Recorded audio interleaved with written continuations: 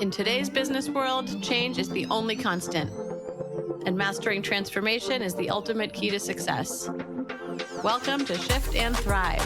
I'm your host, Natalie Nathanson. Each week, we'll bring you conversations with CEOs who delve into how they successfully drove critical change in their organization. This show is sponsored by Magnitude Consulting, bringing you the thinking power of a growth consultancy and the getting it done power of a full-service B2B marketing agency. I am really looking forward to speaking with today's guest.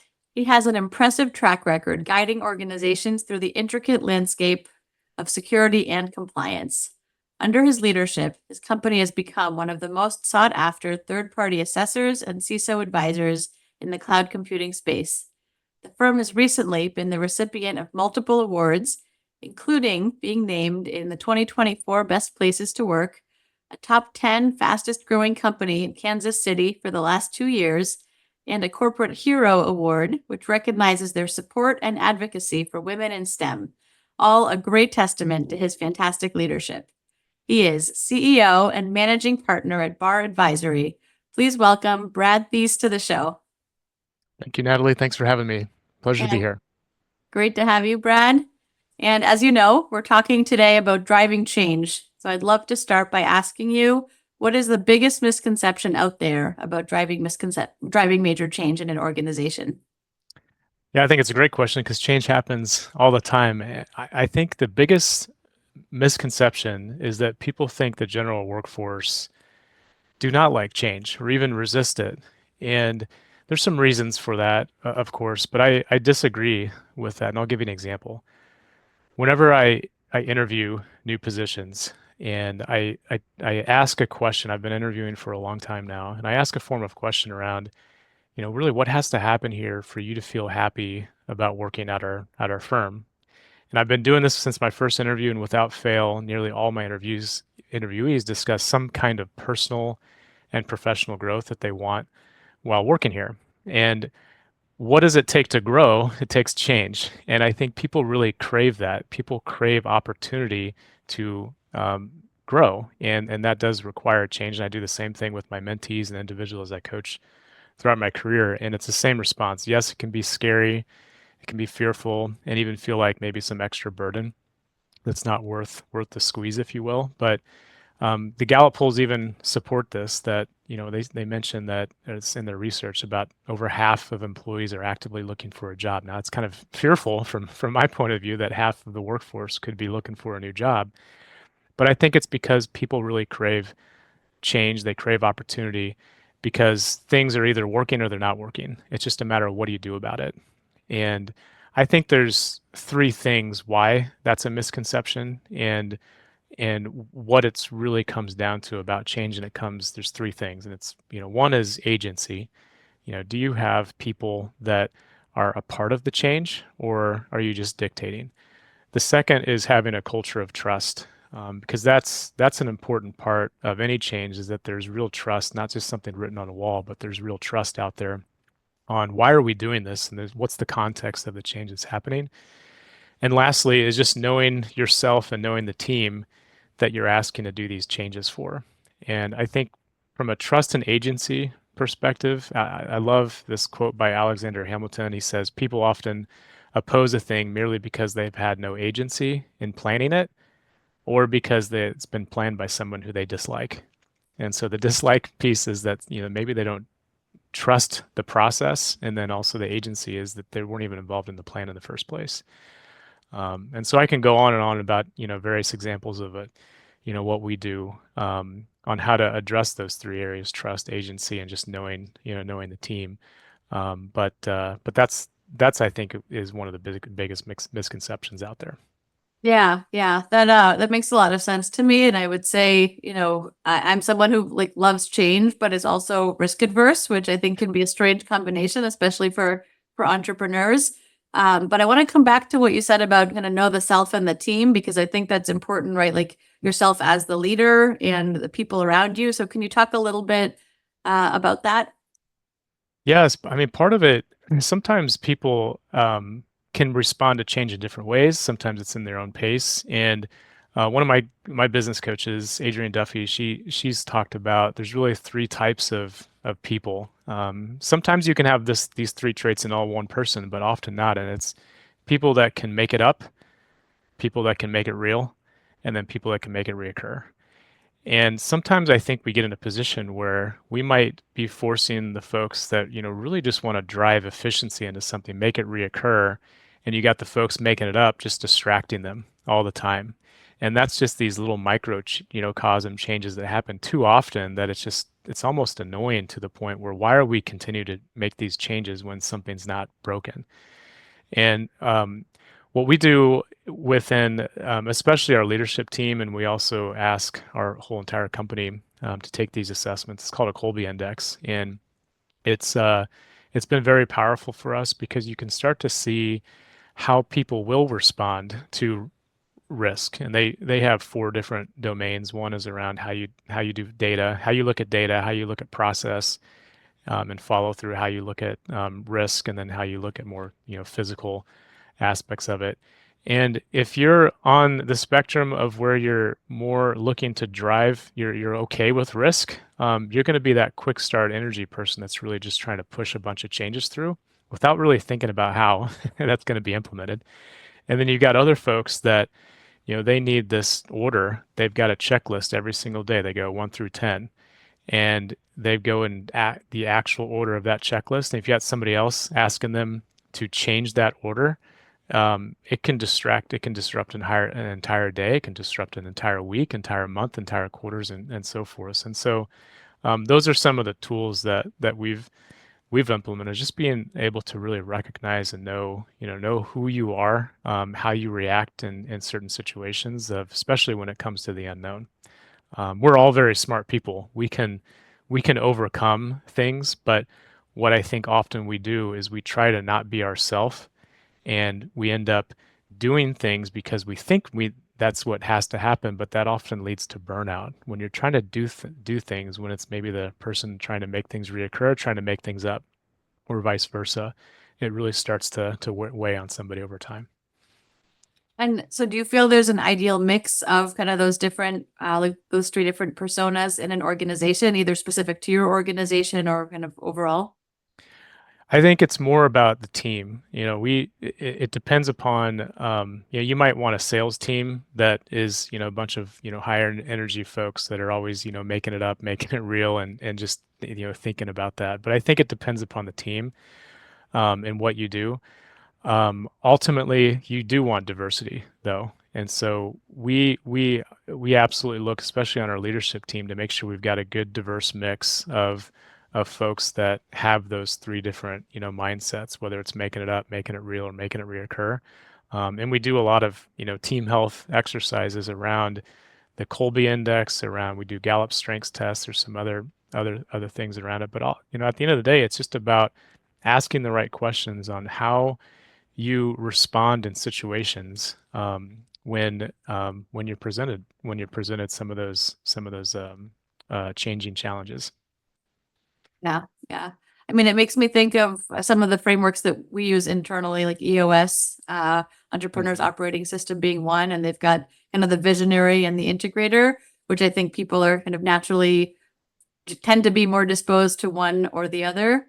Mhm. And looking at kind of how do you make sure that you have the right mix on the leadership team and then kind of across the organization?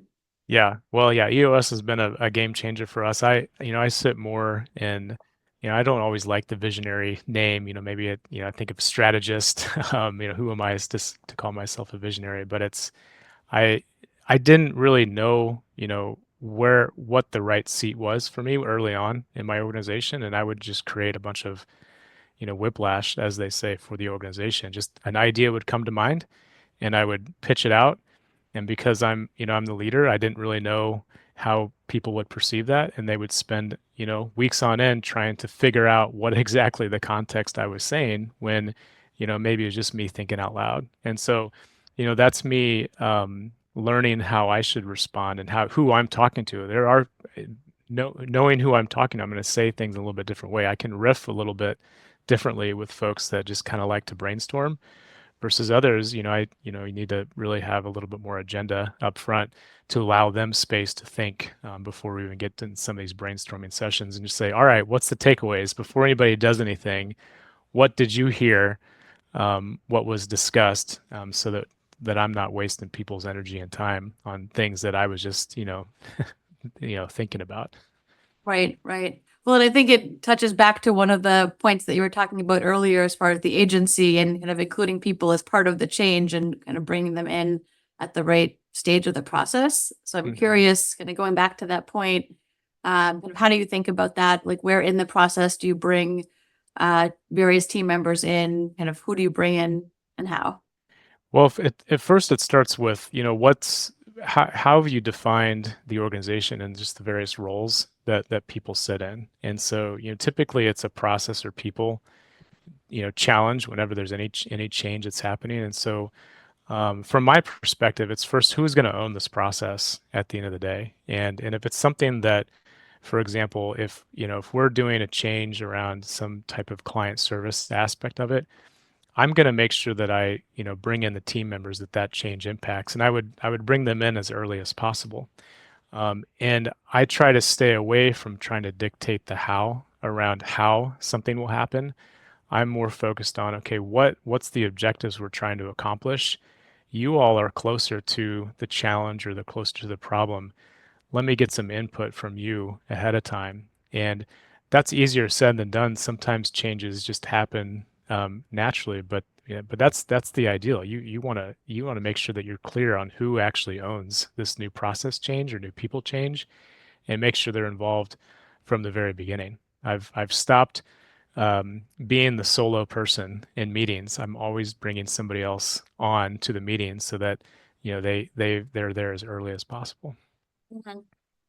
Which I would think there's kind of a level of autonomy that the team needs to feel they have and that you need to give them. Is that something that is kind of baked into your culture, or is that something you had to kind of develop or kind of communicate Yeah, explicitly? yeah, that's something I'm a big Daniel Pink fan, and I love how he thinks about motivation with around autonomy, mastery, and purpose. And autonomy is a big one that comes with agency.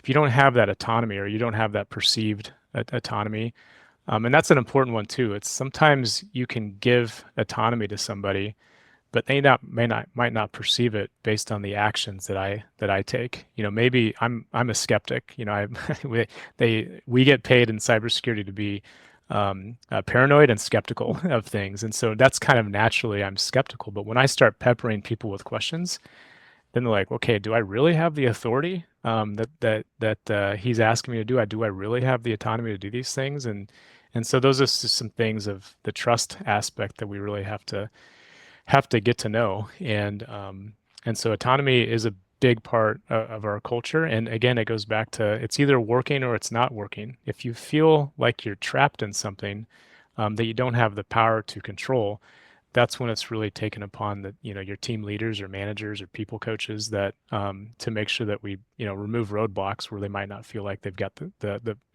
where they're not empowered to actually make a change. Right, right. And then, and speaking of trust, that was your third area. How do you build that culture of trust? What's going to work for you? It starts for me being open and honest as much as we can. I made I've especially early on in the culture, and still to this day, it starts with our value system. And I think trust is this like it's hard to define, but when the trust is lost. I mean, you've probably been in a relationship or a situation where you just don't something seems off about things. And so we tried to define that as much as we could at the beginning and continue to reinforce that through our core values and our beliefs. And that's something that helps us really filter through what's appropriate and what's not appropriate. To me, core values are the biggest anchor of trust because it's something that the analogy that I use is that it's like a shoreline. Your core values are your shoreline that anchors you to shore.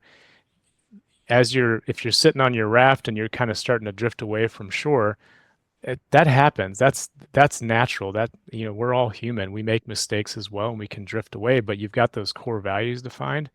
It really anchors you back to the shoreline of so that everybody is very clear on what's expected from a people side of things, and that starts. I mean, that's the beginning of trust.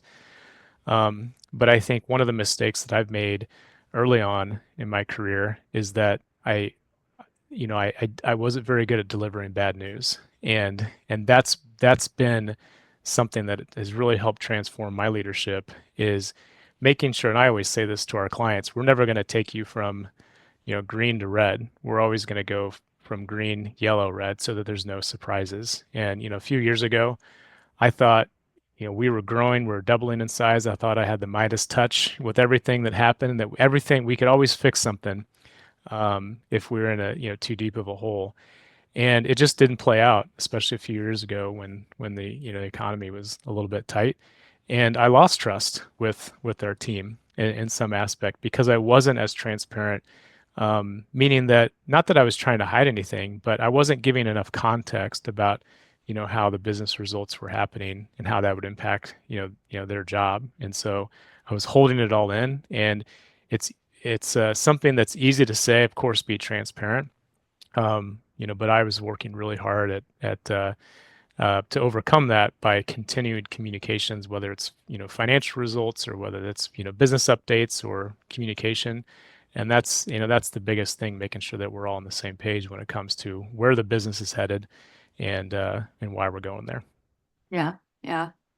Well, it sounds like all of these combined really set like a really solid foundation for your organization for kind of driving change and really doing it in a way that's kind of productive and effective across the organization.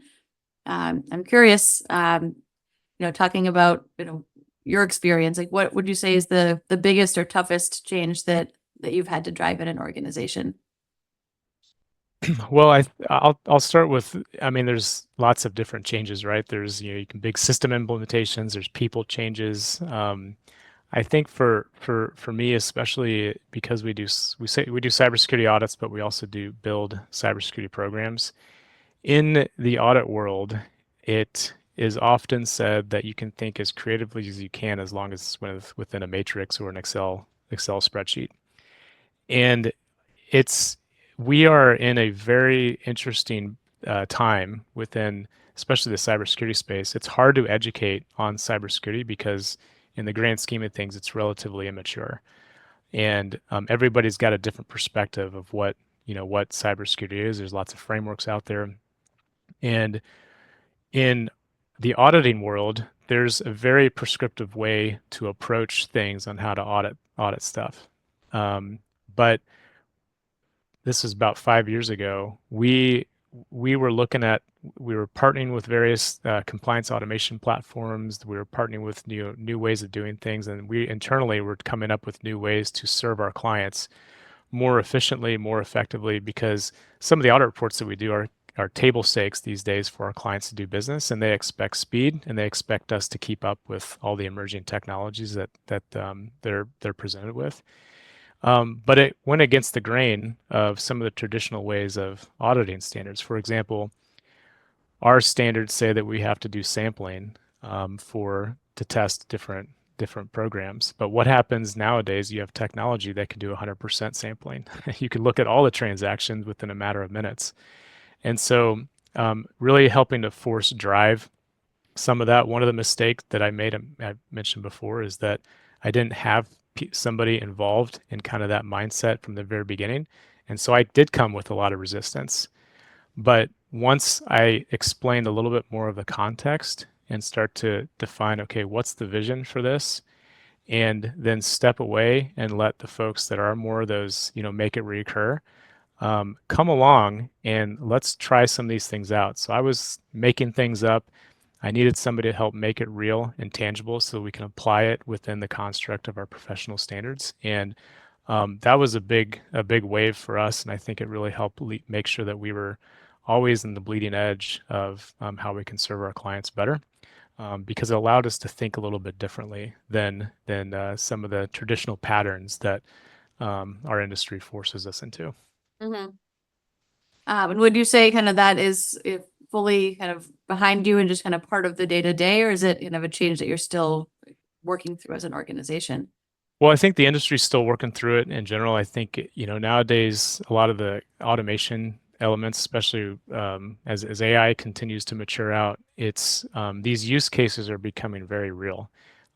Whether you're in a startup or an enterprise, it's it's ubiquitous in terms of automation. Now it's just a matter of how we can continue to tweak it to make sure that we're still maintaining the integrity with what we ultimately owe is it goes back to trust, is that we're in the business of trust. And we have to make sure that the reports that we issue are of quality, so that the marketplace can trust the stamp that we sign off on these audit reports. So we're still dealing with it as an industry, but I'm really proud to say that we're one of the market leaders when it comes to um, taking on this change early on, so that we are seen as some of the thought leaders on how to approach this challenge. Right, right. Yeah, definitely helps to be in that kind of refinement and kind of evolution mode and feeling like you're kind of starting, you're in a good place and bringing that through. Right. Yeah.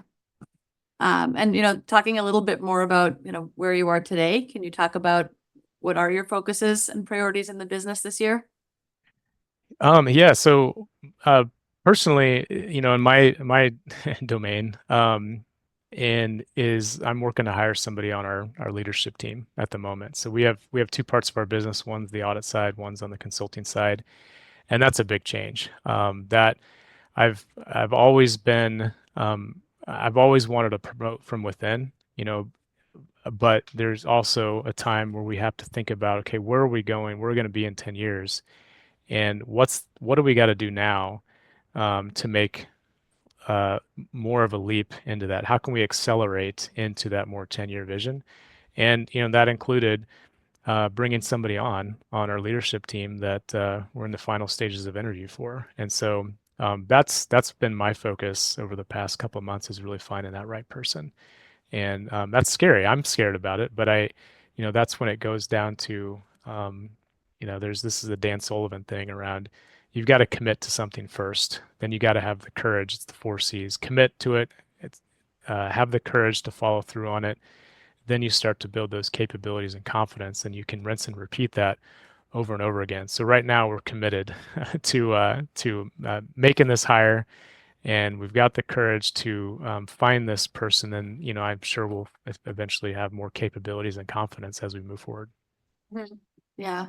And, curious how you think about, figuring out who you need when there is so much changing in kind of the skill sets and needs in the landscape, and kind of thinking that far out, kind of where you want to be in 10 years. What was, the process you went through? What was your mindset? Well, the mindset first is, okay, how are we going to grow? Because trust is such a big part of what we do, both externally and internally, um, how I find people is really what they're motivated by. And it's, it's thrown around a lot that there's this, idea of servant leadership. And I think that is crazy, that that's even a thing. Is there really any other type of leader that should be out there besides the one that's serving others? And so that's a lot of the questioning that we're asking. If that's the type of person that we want to lead our company, that what are they really motivated by at the end of the day? And sure, we get in situations where we want to be rewarded, but as a leader, you've got to really first and foremost focus on what are you really, what's your purpose, and why are you doing this in the first place? Is it because of this reward at the end of the day, or are you motivated by being able to help others? And so that's the starting point. But then the second piece is we want to create opportunities for our people as well. And so we have this growth trajectory that we're looking for somebody that not only knows how to grow our people, but also grow from a business development standpoint as well. Yeah. And what about the cultural side? You clearly kind of place, and rightly so, an important emphasis on your organization's culture. How do you kind of ensure someone aligns as a cultural fit? Well, first, going back to the agency, I talked to the team was that this person that they would report who would eventually report to this person, and we had a very candid conversation about what it is that they wanted out of this person. They helped create the job description. They helped create, what they wanted in the role. Did the same thing with our peer leadership team. What do they want? And the simple part is that I interview for the culture fit, and it really falls around our core values. So that's the easiest way to interview for culture, is that if they feel like their values are going to align with our values, then usually it's a good fit. Yeah. Yeah. Well, that makes a lot of sense. And then following that up with everything that we do within our company and our people systems, that they reinforce those values. Whether it's we do quarterly evaluations, and very quick, like, are we meeting the standard here? And we reemphasize that on various virtual high fives that we give, and feedback that's in the moment on how does this tie into a core value, whether it's positive or negative. Mhm. Mhm. Yeah, we do something similar. We have quarterly awards that are kind of nominations from the team in alignment with the core values. And it's really, I think we started doing this a couple of years ago, and it's really helped bring it to life and keep it very top of mind for folks. Yeah, love it.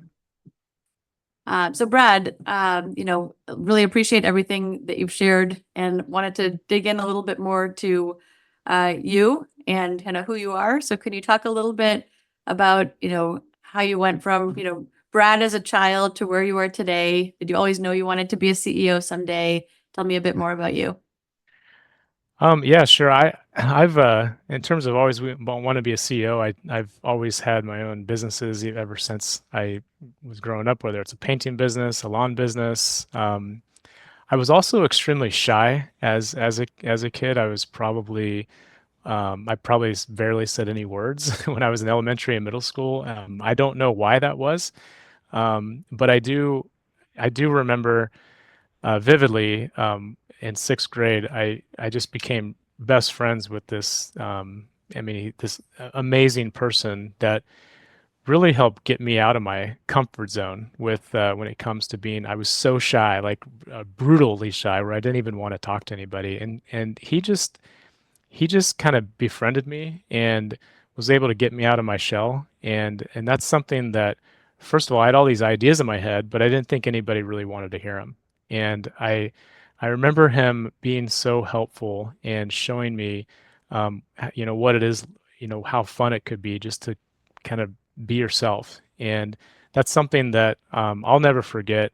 And I think that really, whenever I reflect on, okay, why is it that what I'm doing today, it really stems from, that friendship that I had when I was in sixth grade with this person that helped me come out of my shell, and how important it is for me to help, build trust with my teams and help them to be themselves.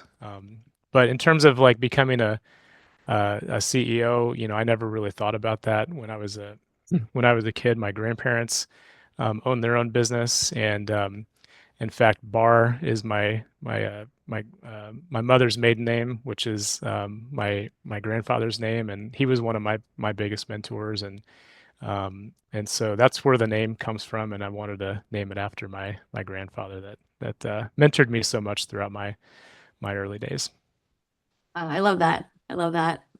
And we have that in common, actually, of having childhoods where we were shy. I was painfully shy as a child, which people that meet me now cannot imagine that. But between leading a business and to some degree having kids and being in all kinds of different social situations, things that have changed. And I also had some businesses earlier in life. So I'm curious, hearing a bit more from your early businesses. You said painting and lawn services. Were there any situations there that come to mind that kind of pushed you kind of out of your shyness? Well, by that time, I was, people would think I was a social butterfly, and I think I just loved connecting with people. Especially in the painting business that I had, we used to have to go knock on doors, and it's crazy. Just ask, hey, can I paint your house? And I think what I realize is just how much fun it is for me to connect with people and understand a little bit more about what motivates them. And, so I think I painted about 50 houses one summer. I had a team, which meant I probably talked to over 500 people, trying to go door by door, knocking on their house, and that just taught me a lot.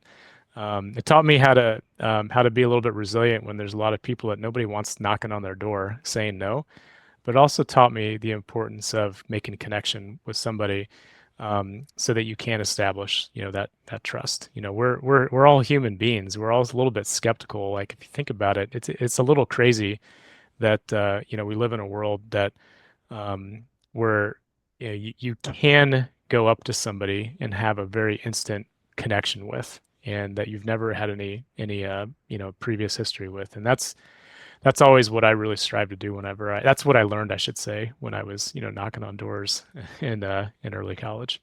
Yeah, yeah. Well, that's clearly a skill set that then helps as you're right doing business development and work building relationships with team members. So definitely an important one there. Yeah. I'm curious, we're talking about kind of transformations and really more from the company perspective, but are there any what you would call like personal transformations that have shaped your career or leadership? So the personal transformations, I mentioned before about, understanding, talked about autonomy, mastery, and purpose. Personally, for me, it was being able to take a step back, especially for 3 years. I was pulling all-nighters probably every night, or not every night, every week. And I lost sight of really why I went to business in the first place. I was grinding. We were getting the results that we wanted, but I really lost all freedoms. I felt like almost it's one of those, it's that catch 22. It's like you become an entrepreneur, you become, um, you know, uh, you have the freedom to do anything you want, but that's such an oxymoron because you don't. You're then I felt somewhat trapped in my business. And so I think, the transformation for me was when um, I I took a step back and I started to reflect a little bit more about why am I doing this in the first place? And if it really was to, just grind out things, then I could keep going with on that path. But what it what the biggest transformation for me is that as I was reflecting, I got to take a step back and think about where am I actually going with this? And I didn't have time for my family. I didn't have time for my kids and my newborn, and that was a big area for me and a driver for letting go of things that I shouldn't be doing and knowing where I can add the most value in the business. It goes back to knowing myself, and then knowing, okay, if I'm making all these things up, who can help me make it real and make it reoccur? And when I started really organizing the business in a way that of trusting others to eat my own dog food, if you will, of trusting others to do what they needed to do, that was a big, powerful moment for me. And I'll Yeah. just never forget one of our quarterlies that we did, just sitting back and thinking, wow, it's really neat to see how much passion everybody else has around in this business, where I didn't feel like I was just trying to, pull teeth, trying to get ideas out of people. Like people really genuinely invested in making things better. Yeah, yeah, that's great. It is such a rewarding feeling to have those kinds of moments where you can kind of experience other people showing their leadership around the business and know that you've created that, but they're also creating that all on their own. That's right. So I'm curious because I think that's a conversation that I've had with plenty of other CEOs and business owners.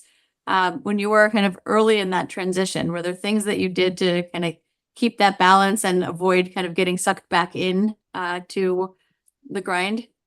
Yeah, this doesn't sound much like a transformation at all, but it was for me, is I started getting the habit of, because every day can be so different and you get pulled in a million different directions, I started getting the habit of each night before I go to bed, writing down at least three things that I was really proud of accomplishing in the day, because it was so easy. Usually at the end of the day, it's like, oh my gosh, I didn't get anything done because I just was in meetings all day or being pulled in different directions. So just writing three things that I was really proud of. helped me with momentum the next day. And then I also wrote down 3 things that I had to get done the next day. And surprisingly, that helped me sleep better. I noticed that if I did not write those 3 things down of what I was proud of and the 3 things that I had to accomplish today, I would wake up 2 or 3 o'clock in the morning worried about something that had to get done. It was almost like something registered where I had to get it out onto a piece of paper, and that way it was stored somewhere, so that when I woke up, I had a little bit fresher perspective. I've been doing that for the past really 2 years now, and that's been a game changer for me because it just gives me peace of mind, not only as I go to sleep, but also it helps me focus the next day. Yeah, I like that. Did the idea come kind of organically, or did you get that from kind of another resource? I read a million books, and I think that was a combination of there's the habits. There's a lot of it came from reading The Gap and the Gain by Dan Sullivan. That's a great book, and that's where I got the ideas of writing the 3 things down that I was proud of. Because we often get stuck in what did we not accomplish versus thinking about it from a gain perspective of, okay, well, what did we accomplish? Let's forget the expectations. What did we accomplish, and use that momentum to carry us forward. Right, right. Yeah, easier to focus on what's ahead than to celebrate what's been done. That's right. Be there. I'm curious, are there any other kind of practices like that that you find work well for you as a leader, kind of in your day to day or whatnot? Well, going back to this whole concept of change is really thinking about planning ahead and making sure we do have some predictability in our business. There's going to be so much unpredictable stuff that happens, but what is that cadence that we want to be on as a company? And this comes from EOS, is making sure you've got a very healthy weekly meeting, a very healthy quarterly meeting, you've got a very healthy annual to plan the year. And so that no matter what happens in between, whether it's a week or quarter, that you've got some focus. And so that if some issue comes up that's bound to happen, whether it's mid-quarter or mid-week, you have those clear priorities that you've set for the week, for the quarter, that, hey, this is not what we agreed upon for this quarter. Let's defer this out and we'll tackle this for next quarter. And so that not everything becomes a fire drill whenever there's a new issue. It allows us to a little bit more focus, and allows us not only to think about, okay, what do we have to get done, but then it allows us to think, okay, we can take a step back in a quarter and actually reflect and think about the vision, think about the strategy, so that then we build habits on what we can do and execute on the every 90 days. And that to me is really the cadence that we live by, that helps bring normalcy in an otherwise chaotic world of being in a business. Yeah, yeah, right. The only constant is change. So having that framework to support that and gives a good roadmap for it, for sure. Right. So I'm curious, Brad, you've touched a bit on kind of the kind of work that your company does, but interested in hearing a bit more and kind of under the topic of transformation. Are there transformations that your clients are going through, that the industry is going through, and how do you guys help clients through that? I'll expand a little bit more on the automation piece. So we're in business of helping organizations create trust. That's reducing friction in their sales cycles, reducing friction in how they conduct business, and so what we do is build, manage, and audit cybersecurity programs. And we're trying to take our clients on as a journey, because and I'll give you an example. We had a client, one of my early clients. They were a startup. They were probably about 20 people total, and we started with some very basic, some compliance needs. They were working with some big banks, a few big banks, a few large retailers that they had to get some compliance out of the way in order to do business with them. But they're a 20-person company. They didn't even know where to start. And we met them where they were, and we helped them identify, here's some short-term things that you've got to get done today. Here's some long-term things. Because we understand your business model really well, these are going to be some things that are going to be some bogeys in the future. And now they are a large enterprise. There are over 2,000 people um, big. They're doing many different compliance frameworks. We call them more of a coordinated audit. And it's really gratifying to hear how we really understood their business from the very beginning and applied that to make sure that we're not trying to push too much on them early, but we're also helping to prepare them for that next step in their cybersecurity journey so that they can continue on with their business. And so we like to think about it that we're taking our clients on a journey. Whether they're starting out as a startup or whether they're a large enterprise, there's always a journey that they're going to take on, and we want to make sure that we're meeting them where they are. We do that through, of course, caring about their business, keeping cybersecurity simple, and making sure that we're approachable at the end of the day. And that way, we're seen less as somebody that's going in and checking the box, getting the audit done, where they're kind of dreading, and more as a strategic advisor when it comes to helping them see around the corner a little bit when it comes to their cybersecurity challenges. So it is a tough industry to be in because it is a little bit like the 70s. You think of Matilda with the used car salesman. Is that there's a lot of vendors out there that can sell you some lemons. The unfortunate part is it's really tough for the buyer to educate themselves on what it is they actually need, and so that's a big thing that we're helping our clients through is really help them understand and navigate all the different challenges and help them get on the same page when it comes to how they communicate cybersecurity to their clients. Yeah, yeah, that's great. I think making the complex more simple, maybe not completely simple, is important, and I think a testament of having a really great partnership with clients that you can really work with them through that journey. Yeah, it's Uh, rewarding too, especially when especially when you have a client going on 10 years plus that like you remember that time when you guys were going through that very challenging time, and here you are today, and we're always in that growth mode. That's that growth mindset with our clients. yeah, yeah, that's fantastic. So, Brad, I know you mentioned you love to read and you read a lot. I'm curious if you have any favorite content at the moment to recommend. I like the podcast Acquired. You've got to be ready to. It's a long podcast. I think some of them are up to 3 hours, and so you kind of got to take that in doses. But I think it's just really interesting the intricacies that they bring about the different businesses that they study. And then the other one I'm reading now. I've got the book on my table. It's called Pattern Breakers by Mabels and Ziebelman. They're two venture capitalists that have done studies around all of their different clients that they've invested in, and it's really interesting to hear their perspective on how to break the mold, if you will, and how to overcome and actually not just make something incrementally better, but really start to change a marketplace. And I think, and that's one of the reasons that intrigues me about this is because we're going through a lot of that similar challenges right now. We're with the cybersecurity auditing business is sometimes we just are making things incrementally better, but how can we break the habits and break the patterns to really change a whole new marketplace? And that's what we're working on with some of the software that we're building and some of the ways that we approach our clients and services. I like that. I'm definitely adding that one to my list. That sounds very relevant in these times. And I will also vouch for Acquired. I think I've only listened to a couple episodes. They are very long, but the Whole Foods one stood out, and really an interesting story about kind of all the changes they drove in the market. Yeah, I like the Costco one too.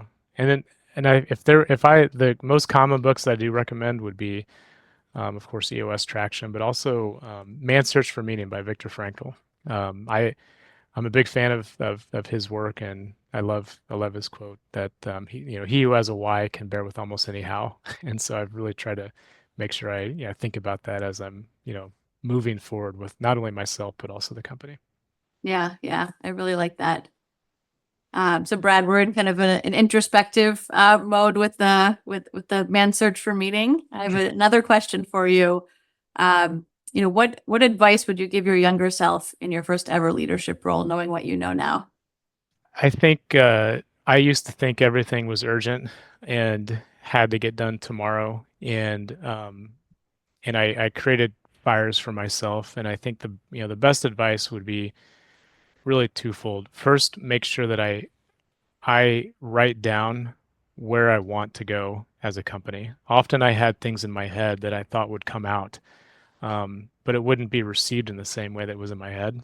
And the more I write and the more I clarify, crystallize my thoughts, the better I am when it comes to communication. And so my advice always is to write out the things that I'm thinking about before I even say them, and so that I can have that clarity, so it can educate me on what I want to do today. Usually, I would get caught up in the day to day early on that, okay, we can't afford this because we don't have enough cash flow. But if I would have made some of key hires early on, I wouldn't have spent 3 years working through sleepless nights every single week. Yeah, well, that's very good advice. Thank you. And before we wrap up today's conversation, can you let our listeners know where they can reach you? Well, yeah, of course, they can go to our website, barradvisory.com, or send me an email at bthies@barradvisory.com. It's with 2 R's. I'm also on LinkedIn. We're in the age of the internet. I'm sure you can find me just by Googling my name. Awesome. Awesome. That's great. Well, thank you. Thank you so much for this. Really great to have you on the show. Thanks, Natalie. Thanks for having me. Yeah. And thank you to everyone that's listening. I know I loved hearing about so much of what Brad shared, his experiences with leadership and kind of working through those team assessments. And the Colby Index is what I want to dive into further after today's conversation, and a lot of the practices that Brad follows to stay true to his leadership.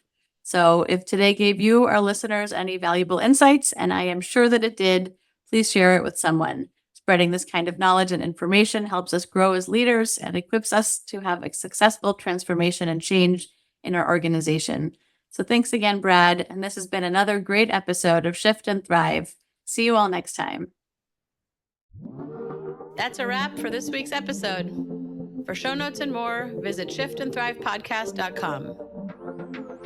A special thank you to our sponsor, Magnitude Consulting, bringing you the thinking power of a growth consultancy and the getting it done power of a full-service marketing agency to help B2B companies fuel their growth.